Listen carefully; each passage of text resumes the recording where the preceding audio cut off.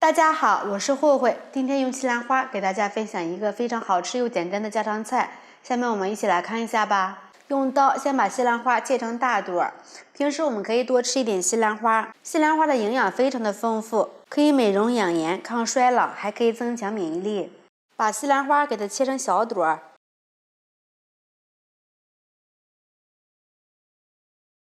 放入大碗里，往里面加入1勺食用盐，放入2颗的食用碱，倒入适量的清水，给它抓拌均匀。因为西兰花的结构非常的复杂，里面难免有虫卵或者是脏东西，盐可以起到消毒杀菌的作用，食用碱可以分解西兰花表面的农药残留，给它抓洗2分钟。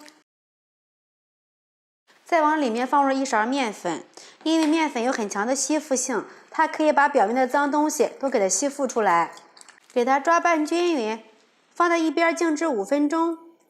准备1根胡萝卜，斜刀切段，改刀切成菱形片，放入盘里备用。准备几瓣大蒜，给它拍扁，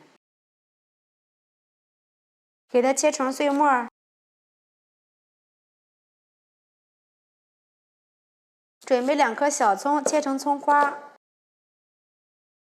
放入碗里备用。这个西兰花已经泡好了，我们多给它清洗2遍。看一下这个水非常的脏，我们再用流动的清水多清洗2遍。看一下这个西兰花已经洗得非常干净了，往里面倒入一点食用油，用筷子充分的搅拌均匀，让每朵西兰花上面呢都裹上1层食用油，这样子可以锁住水分，营养不会流失。锅内提前把水烧开，放入1个篦子，把西兰花铺在上面，盖上盖子，开大火蒸2分钟。时间到，打开盖子看一下，这个西兰花翠绿翠绿的，非常的好，把它盛出来。锅热，倒入适量的油，放入葱蒜，炒出香味儿。炒香之后，放入胡萝卜，翻炒至断生。